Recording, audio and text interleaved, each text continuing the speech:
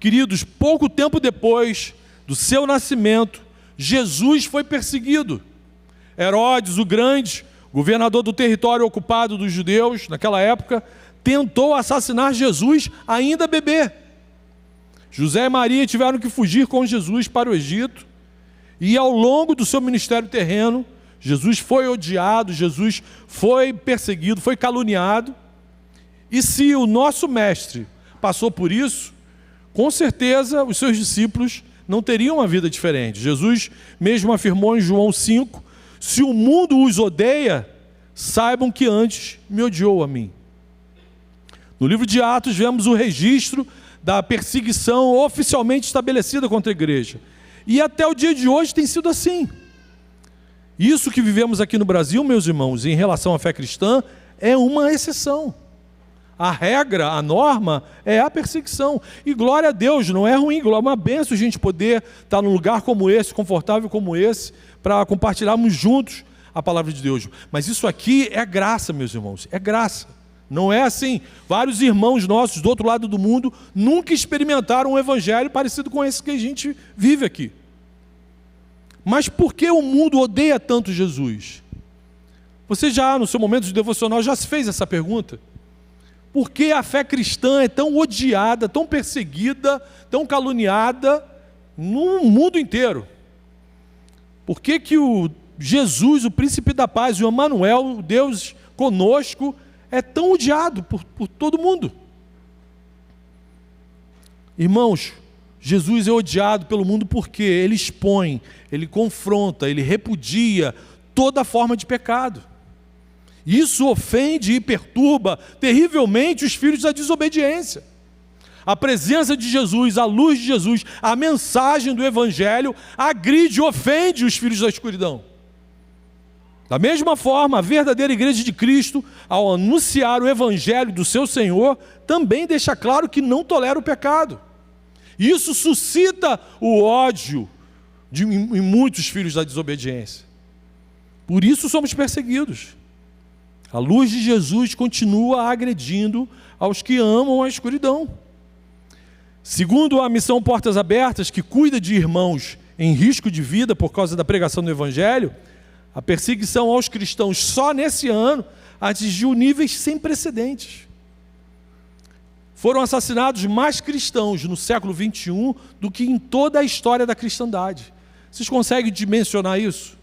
Só no século XXI, mais cristãos, mesmo com toda a tecnologia, com toda a quebra de barreiras, as pontes de comunicação entre os povos, só no século XXI foram assassinados, não é perseguidos só não, assassinados mais cristãos do que em toda a história da cristandade, de todos os séculos somados. Vocês viram no filme que passamos aqui, que mais de 380 milhões de irmãos ao redor desse planeta já enfrentam alguma forma severa de perseguição. Isso é ou não é os dias da grande tribulação? Como que eu vou ter condições de crer nessa versão de interpretação teológica de que a igreja de Cristo não vai passar pelos dias da grande tribulação? Já estamos passando, irmãos. Seria leviano da nossa parte falar para essas famílias que têm seus queridos degolados, queimados vivos, de que eles não estão vivendo os dias da grande tribulação. E não se engane, em breve, a espada que persegue os nossos irmãos lá do outro lado do mundo vai estar aqui também. Na lista das nações que mais perseguem a fé cristã, existe a Coreia do Norte, país ateísta, comunista, que vive há anos debaixo desse sistema ditatorial e que criou leis específicas contra os cristãos. Na Coreia do Norte é proibido expressar a fé cristã de qualquer forma. Você não pode ler a Bíblia em lugar nenhum, nem escondido na sua casa. Se os vizinhos te dedurarem, te delatarem, você e toda a sua família, independentemente da idade, pode ser bebê, vai ser preso, vai ser torturado. Os que tiverem condições físicas vão prestar trabalho forçado, e os que não tiverem condição vão ser executados. Isso hoje, século XXI. E ainda tem gente que defende essa ideologia política como algo viável para o ser humano. Por isso a Coreia do Norte se destaca como o país mais hostil ao cristianismo. Mas quem está tentando galgar esse espaço, esse lugar, é a Nigéria, um país africano que só no ano passado assassinou mais de 4.000 cristãos. E agora há pouco, há 15 dias, se você fizer uma pesquisa rápida nas suas redes sociais, você vai ver várias postagens, vários órgãos de notícia transmitiram essa informação de que mais de 200 cristãos foram assassinados por um grupo de fiéis do Alá, de Alá, e no meio da carnificina, os poucos que sobreviveram viram bebês sendo queimados vivos, só porque os seus pais eram cristãos. O governo daquele país e o restante do mundo ainda estão em silêncio diante dessa barbárie.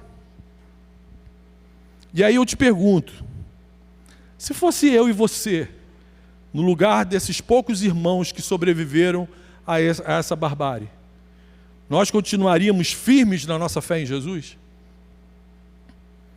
Se você visse a sua igreja sendo invadida agora, no culto público, como aconteceu na Síria há 15 dias, homens com metralhadora atirando em todo mundo, só porque estavam prestando um culto para Jesus, você continuaria declarando, convicto, Jesus é o meu Senhor?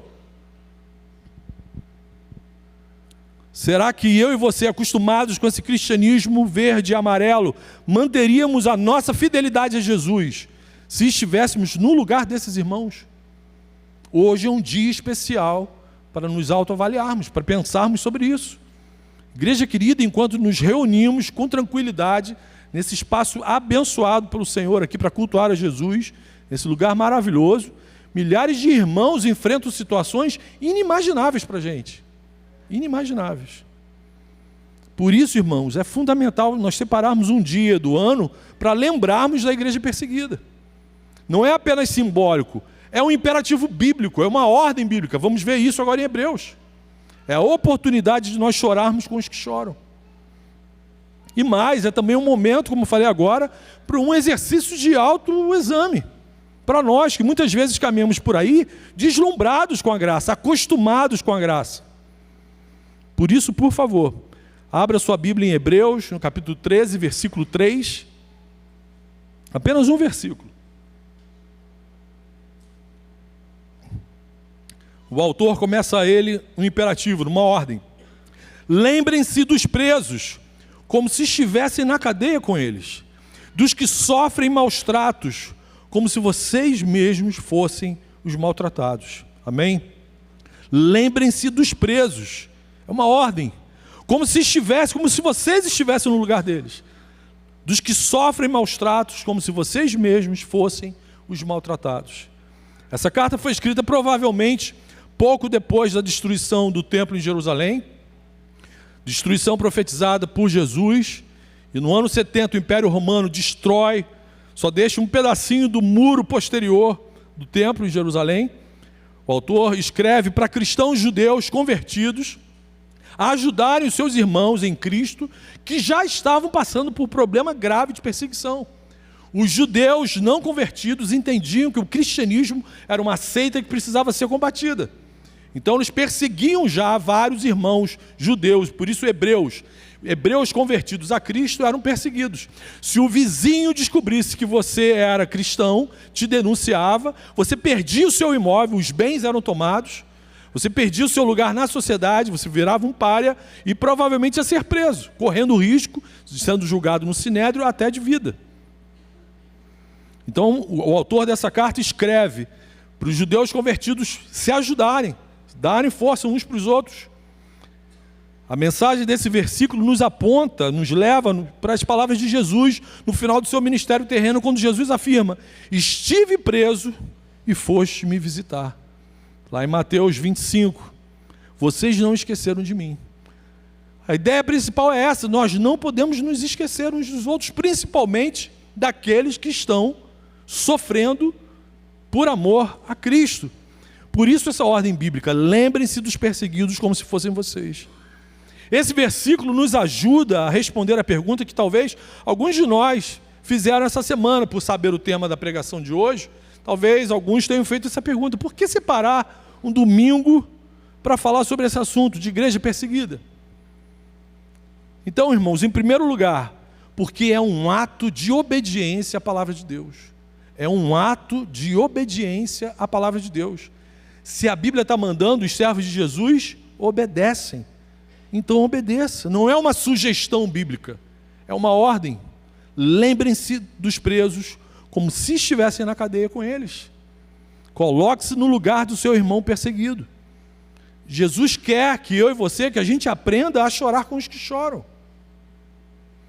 Não podemos ficar indiferentes ao que acontece com o corpo de Cristo. Ao dedicarmos um dia à igreja perseguida, obedecendo a esse mandamento, esse chamado, a gente também é lembrado da unidade do corpo de Cristo. Somos um corpo de Cristo. Paulo afirma que quando uma parte do corpo sofre, todos sofrem. A perseguição pode parecer distante por causa da nossa realidade, mas a Bíblia ensina que somos um só corpo de Cristo. Se uma parte sofre, todos sofrem. O que acontece na China, no Afeganistão, na Nigéria, no Irã, não é um problema deles. Essa dor tem que ser nossa também. Ignorar essa dor é ignorar nossa própria identidade como povo de Deus. Isso é grave. Por isso é necessário, por isso que a Bíblia informa, dá esse imperativo para a gente refletir sobre a perseguição real que existe contra a fé cristã. Isso é necessário para nos despertar da omissão, da indiferença ou do deslumbre. A gente vai ver daqui a pouco que para muita gente no Brasil hoje ser cristão é uma festa. A gente precisa lembrar desses irmãos para a gente refletir se não estamos vivendo num conforto excessivo. E expor também alguns casos de superficialidade espiritual. Então lembrar da igreja perseguida nos ajuda a lembrar que seguir a Cristo envolve tomar a cruz, negar a si mesmo. E o sofrimento faz parte integral da vida cristã. Isso que acontece com a igreja perseguida não é a exceção. Isso é o normal. Exceção é isso que nós estamos vivendo aqui. Se você deseja uma fé confortável, fuja do cristianismo. Se você deseja uma fé confortável, fofinha, bonitinha, fuja do cristianismo. Por isso é importantíssimo a gente lembrar dos que sofrem por amor a Cristo. É um ato de obediência, nos aponta para a unidade do corpo de Cristo, nos faz lembrar que se uma parte do corpo sofre, todos sofrem. Em segundo lugar, por que separar um domingo do ano para lembrarmos da igreja perseguida?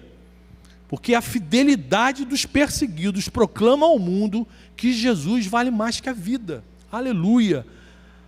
A fidelidade dos nossos irmãos que são perseguidos proclama para o mundo que Jesus é muito mais valioso do que esse pouco tempo volátil que nós temos aqui na terra. Quantos anos você acha que vai durar? 100. Aos 200 você não chega. A Bíblia fala que depois de 70 é só dor e enfado. É importantíssimo falarmos sobre isso. Cada cristão que permanece firme diante do seu algoz, está dizendo, diante da dor, da ameaça, da morte, Jesus vale mais que a minha liberdade. Jesus vale mais do que a minha segurança. Jesus vale mais do que a minha própria vida. Igreja querida, a gente tem que lembrar desses irmãos. A gente tem que orar por eles. Não como vítimas, mas como testemunhas fiéis da graça e do poder de Deus. O ser humano só pode se manter firme diante dessa barbárie por causa do amor, da ação do Espírito Santo na nossa vida. A igreja perseguida proclama para o mundo que Jesus está vivo. Aleluia! Só se persegue um Deus vivo, irmãos. Ninguém persegue um Deus morto. É por isso que só a religião cristã, a fé cristã, passa pelo que passa. Ninguém persegue um Deus morto. O apóstolo João, ao escrever lá em Apocalipse, no capítulo 12, menciona essa igreja perseguida. Eles venceram pelo sangue do Cordeiro e pela palavra do testemunho, e não amaram a própria vida nem diante da morte. João estava predizendo e falando dos seus irmãos, dessa igreja. O sofrimento desses irmãos é um testemunho tremendo de que pertencer a Jesus vale mais, é muito mais precioso do que a nossa existência biológica aqui. E esse testemunho precisa confrontar a gente e sacudir a gente para a gente olhar, cara, de que forma eu estou vivendo o meu compromisso com Jesus. Como eu sou imitador mesmo de Cristo, dentro de casa. O meu cônjuge, os meus filhos podem atestar que de fato eu me esforço para ser um imitador de Cristo. A gente precisa se perguntar, que cristianismo estamos vivendo aqui no Brasil? Que tipo de testemunha de Cristo eu e você somos? Somos imitadores de Cristo ou apenas religiosos dominicais? Quando a perseguição atravessar o Atlântico e se estabelecer aqui no Brasil, nossos vizinhos terão provas substanciais para te entregarem para o governo, dizendo, esse meu vizinho aqui é cristão, pode prender ele. Os nossos vizinhos vão ter certeza ou eles vão ficar na dúvida? Pô, já vi esse cara gritando com a esposa, não deve ser crente não. Em tempos de evangelho diluído, de fé fofinha, o sangue dos mártires continua proclamando para o mundo que odeia Jesus, que o nosso Redentor vive e continua não tolerando o pecado. Meditar sobre essas questões, irmãos, é importantíssimo para a nossa fé, para fortalecer a nossa fé, para sacudir a gente, para a gente rever o nosso compromisso com o Evangelho. Porque, de fato, Jesus vale muito mais que a nossa vida. Se isso não for uma verdade para mim e para você, não tem sentido isso que a gente está fazendo aqui. Era melhor ficar em casa curtindo a fossa da derrota do time que você tanto ama. Né? Quando eu vi quem era o outro time, eu falei, se é Bayern, é bom. Aí acabou. Não tem como vencer. Me perdoem aí os irmãos rubro-negros, já que eu não torço para time nenhum, eu adoro quando eu posso. É para testar a mansidão de vocês. Olha lá, o Rodrigo nem me olha. Mas Deus vai consolar o coração de cada irmão. Em terceiro lugar, por que separar um domingo do ano para falarmos sobre a igreja perseguida é importante? Porque Jesus também usa a perseguição para a expansão do seu reino. Você tem essa consciência? Jesus usa a perseguição para a expansão do seu reino. Isso, a gente precisa ter consciência disso, a gente precisa ter esse entendimento. Nada faz crescer mais a igreja de Cristo do que a perseguição. Atos 8 tem esse registro. Naquele dia, levantou-se grande perseguição contra a igreja, e os que foram dispersos iam por toda parte pregando a palavra. Aleluia! Irmãos, só estamos aqui porque a igreja foi perseguida, foi dispersa, eles se espalharam. Alguém chegou no Alcântara, falou do Evangelho, e eu encontrei Jesus. Aleluia! Por causa dessa perseguição, o Evangelho chegou até aqui, nos confins da terra. O diabo fica desesperado, porque ele tenta calar a voz dos fiéis com a perseguição, mas o Senhor transforma isso em semente de crescimento. Aleluia! A história dá testemunho dessa verdade. Onde há sofrimento e perseguição por causa do nome de Jesus, há também fidelidade, crescimento, avivamento. Enquanto os leões comiam os nossos irmãos no Império Romano, o Evangelho tomava a Europa. Aleluia! Pouco tempo depois, o Império Romano ruiu, sumiu, desapareceu. O Coliseu serve hoje para quê? Para a gente fazer selfie. Quem tem o privilégio de ir em Roma, fazer selfie e aparecer aquele resto de construção no fundo da nossa foto. Mas a igreja de Cristo permanece firme, crescendo. Aleluia! Nunca parou de crescer.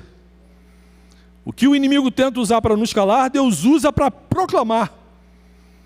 O que o mundo chama de fracasso, Jesus afirma ser uma bem-aventurança. Você consegue imaginar isso? Jesus, falando sobre a perseguição, diz: bem-aventurados os que são perseguidos. Está lá em Mateus 5, no Sermão do Monte. Jesus afirma isso, traz uma palavra de consolo, de esperança para todos os que são perseguidos por amor ao nome de Jesus. Jesus afirma o seguinte: bem-aventurados são vocês quando, por minha causa, os insultarem e os perseguirem, e mentindo disserem todo mal contra vocês. Alegrem-se, exultem, porque é grande a sua recompensa nos céus. Aleluia! Pois assim perseguiram os profetas que viveram antes de vocês. Aleluia! Por que Jesus afirma que isso que ao olhar a uma avaliação humana, muitos ficam com medo. Jesus fala que é uma bem-aventurança, é uma felicidade. Felizes são vocês quando isso acontecer na vida de vocês. Jesus afirma aqui que a perseguição confirma a nossa identidade como servos de Cristo. A perseguição, se você está sendo perseguido, é porque você é muito parecido com Jesus. Estão te confundindo com Jesus. Isso chancela que, de fato, você faz parte do corpo de Cristo. A perseguição é um selo de autenticidade cristã. O mundo só persegue gente que se parece com Jesus.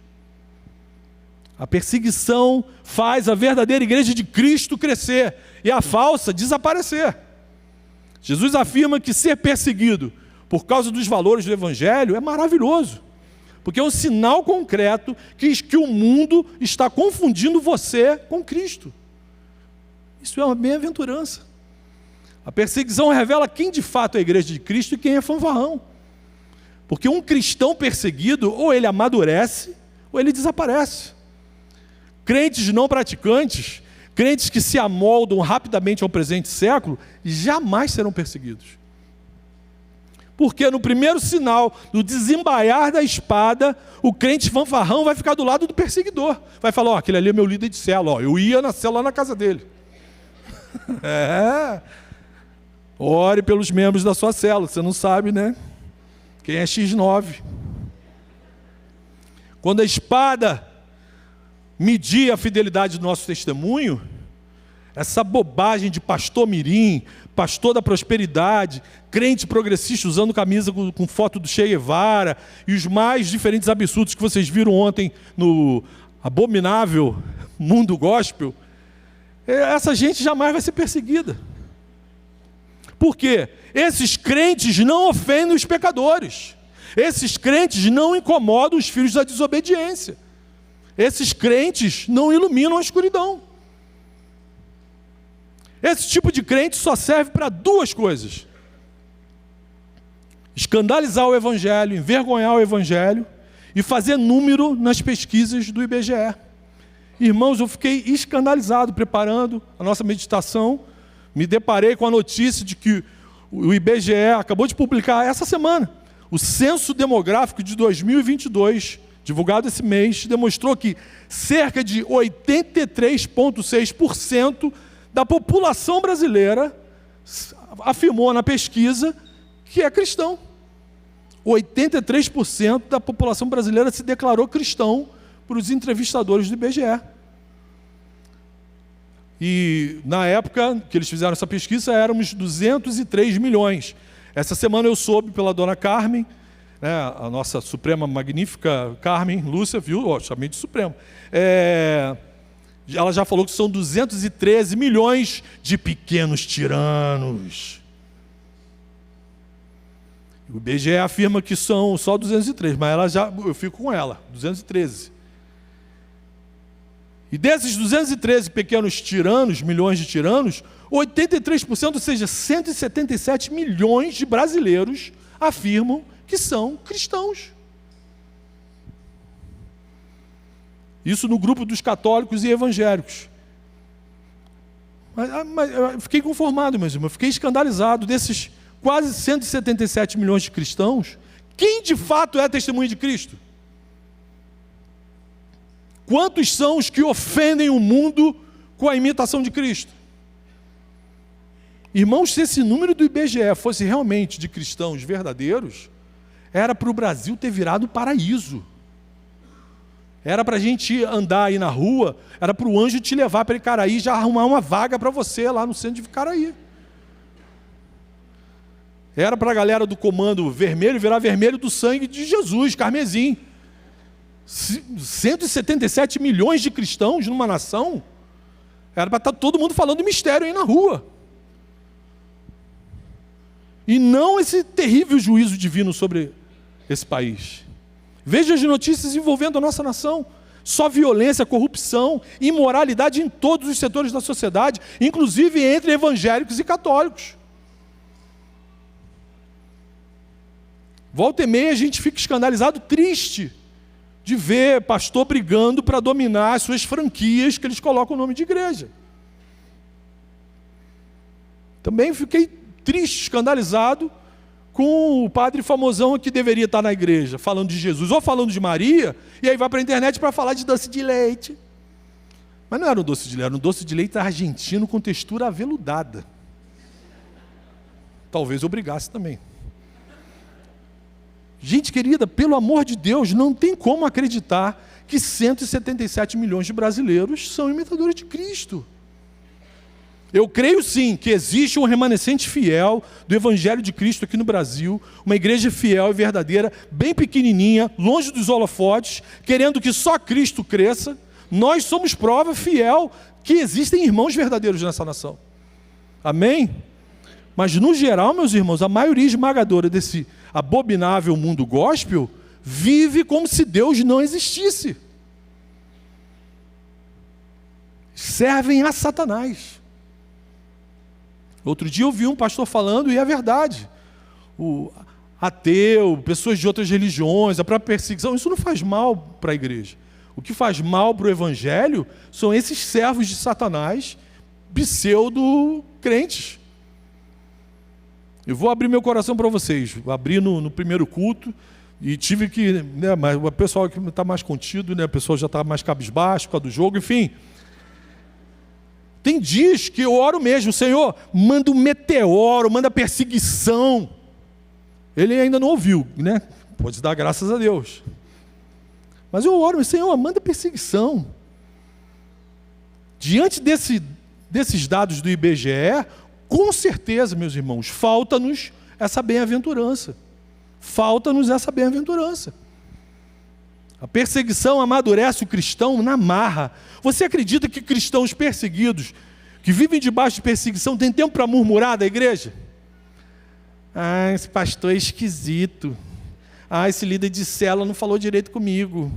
Ah, esse irmão não me cumprimentou direito.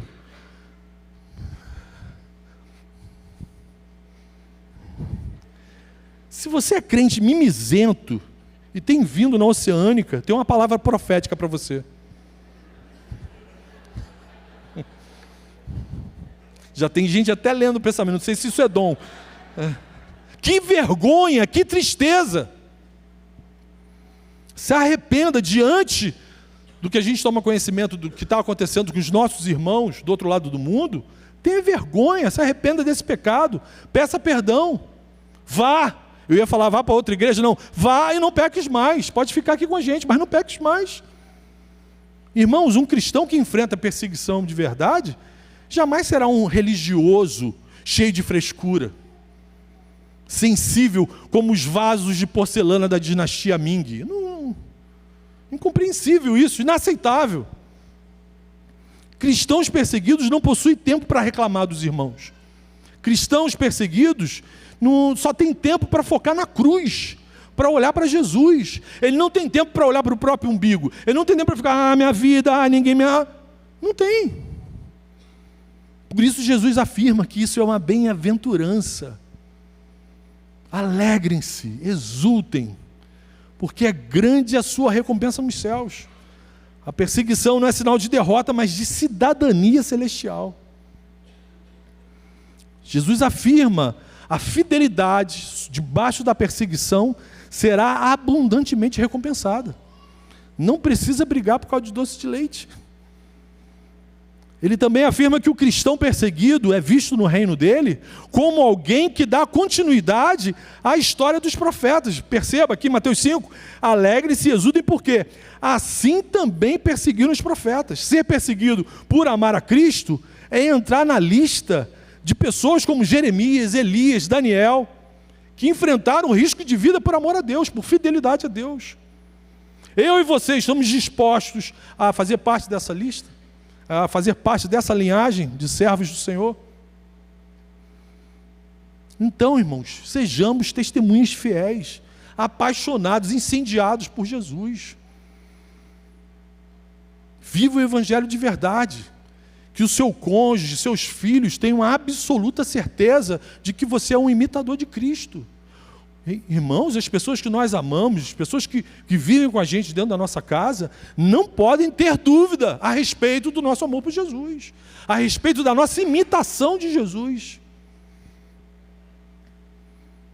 Pare de imitar o líder da concorrência. Tem crente que fica imitando o líder da concorrência. Aí volta e meia a gente tem que expulsar demônio de crente. Não dá. É porque não é crente. O Espírito Santo não divide espaço com o espírito imundo. Pare de imitar coisa que não é para você imitar. Abandone as frescuras religiosas que só atentam contra a unidade do corpo de Cristo. Quanto mais sensível você é, mais você atenta contra a unidade do corpo de Cristo. Você não é o centro do universo. Quem é o centro do universo? É Cristo. Você só é alguma coisa se estiver amando, adorando, servindo a Cristo. Sem Jesus, somos pedaços de barro dando trabalho por aí, no mundo. O garotinho ficou revoltado. Já que eu comecei a falar das aplicações, vamos lá para as aplicações. O que nós podemos fazer de prático pela igreja perseguida? Ore, interceda, se envolva, se engaje. Lembre-se dos que sofrem através da oração. Irmãos, a oração é a forma mais singela, acessível e poderosa da gente amar alguém. Através da oração a gente consegue amar essas pessoas que estão do outro lado do mundo. Ore por esses irmãos, para que o Espírito Santo conceda perseverança, consolo e para que, sobretudo, o Evangelho continue se espalhando. E se envolva, conheça esse trabalho do Ministério Portas Abertas, se envolva, se engaje. Esses irmãos socorrem cristãos perseguidos. Nós precisamos ter contato com gente que ajuda o corpo de Cristo. Não podemos esquecer que o Evangelho custa caro para esses irmãos que estão do outro lado do mundo. Por isso, lembre-se dos que sofrem, lembre-se, ore por eles, interceda por eles, não se esqueça deles. Segunda aplicação, diante desses irmãos que sofrem por amor a Jesus, reavalie sua fé à luz do testemunho dos perseguidos. Reavalie a sua fé à luz do testemunho dos perseguidos. Como que você tem vivido o seu relacionamento com Jesus? Examine como você tem cuidado da sua fé. Você pode até não estar sendo perseguido com prisão ou ameaças de vida, mas será que você tem vivido uma vida missionária, coerente com a fé que você diz ter? Ou somos missionários em tempo integral, ou somos impostores, já dizia o príncipe dos pregadores, Charles Spurgeon. A gente tem enfrentado as pressões culturais, porque, tudo bem, aqui no Brasil ainda não existe a perseguição armada, mas existe pressão cultural. Nós já somos odiados aqui no Brasil. Vários pastores, irmãos nossos, estão sendo processados com risco de serem presos, porque estão sendo acusados de discurso de ódio. Falar o que está na Bíblia, para a nossa sociedade, é discurso de ódio. No primeiro culto eu fiquei preocupado, que eu saio falando aqui, e o anjo às vezes demora para fechar minha boca. Dependendo do corte que fizerem na minha pregação, você está taxado como discurso de ódio. Então a gente já sofre uma perseguição cultural. E aí como que a gente tem enfrentado isso? Na sala de aula, no ambiente de trabalho, dentro da nossa casa. A gente se posiciona ou a gente fica em silêncio para não ser incomodado pela perseguição?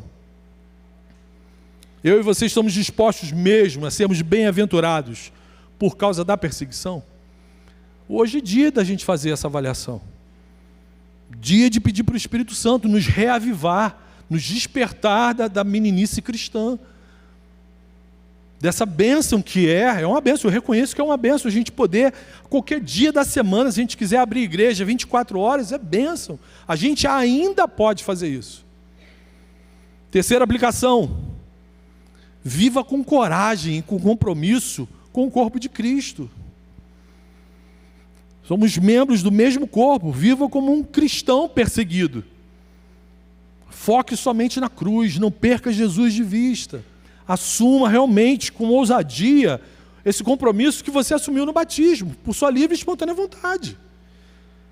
Não perguntam para a gente no dia do batismo, você está disposto a assumir um compromisso com o reino de Cristo, com o reino de Deus, sabendo que onde você estiver, seja no secreto do seu quarto, no meio da coletividade, você vai ser um embaixador de Cristo, um representante do reino de Deus na face da terra? Você está disposto? Aí a pessoa diz sim, a gente joga água na cabeça. Eu jogo bastante água. Já que não é por imersão, eu jogo 3 copão d'água em cima. Então, se você assumiu esse compromisso de amor e de responsabilidade com o reino de Deus, viva isso com ousadia, com seriedade. Não perca tempo com essas coisas abomináveis aí do mundo gospel, que não aponta a gente para Cristo, que não leva a gente para Jesus. Que possamos falar como salmista no Salmo 119, versículo 61, não me esquecerei dos teus mandamentos, ainda que os ímpios me tenham armado ciladas. Senhor, eu não vou me esquecer do compromisso que eu assumi com o Senhor, ainda que o mundo faça de tudo para eu quebrar. Viva a sua fé com ousadia e coragem. E se alguém te perseguir, você vai lembrar, Jesus vai falar, alegre-se, exulte, você é um bem-aventurado. Só fazem isso com quem se parece comigo, com Jesus. Agora a quarta aplicação, o pregador está empolgado, tem mais uma aplicação aí, bônus. Para os pais, ensine seus filhos sobre a realidade da perseguição. Pai, mãe, você que tem filho no Oceânica Kids ou no TIM, ensine seus filhos sobre a realidade da perseguição. Irmãos queridos, eduque seus filhos sobre essa realidade. Visite com eles esse site do Portas Abertas, veja as imagens, os posts, converse com seus filhos, ore por esses irmãos perseguidos com os seus filhos. Nossos filhos têm que crescer sabendo que o cristianismo não é uma coisa fofinha, não é o parque de diversão da Oceânica. Glória a Deus por isso aqui. Mas do portão para fora, não é parquinho. O mundo já odeia os nossos filhinhos. O mundo, Satanás, já odeia os nossos filhinhos. Você já viu os desenhos, os livros, os joguinhos que o mundo empurra sobre os nossos filhinhos?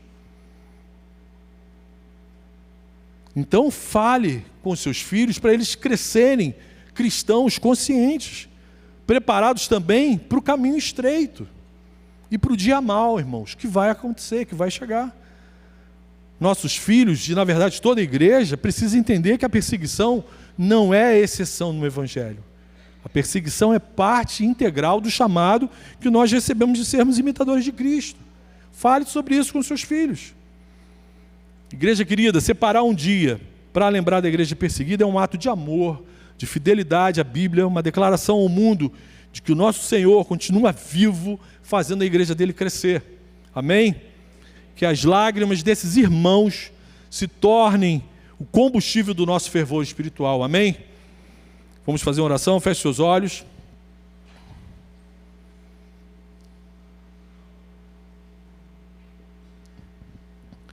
Senhor Jesus, perdoa-nos por muitas vezes, Senhor, não chorarmos com os que choram, Senhor. Dá-nos um coração sensível ao sofrimento da Tua igreja, Senhor. Console Teus servos da Nigéria, na Síria, que passaram por esse momento recente de terror. Sustenta os Teus servos perseguidos, fortalece suas famílias, Senhor. Guarda as suas vidas e prepara também a Tua igreja aqui, para que sejamos fiéis, corajosos, ousados na pregação do Teu Evangelho até o final, Senhor. Nós Te agradecemos por esses dias de graça, por esse tempo gracioso que nós vivemos nessa nação. Intercedemos também, Senhor, para que esse número do IBGE se transforme realmente em servos fiéis do Senhor, e que o Senhor espalhe o povo brasileiro no mundo para reavivar nações, Senhor. Que sejamos testemunhas fiéis de Cristo e não crentes nominais, para a glória do Teu nome, Senhor. Para a glória do Teu nome. Amém.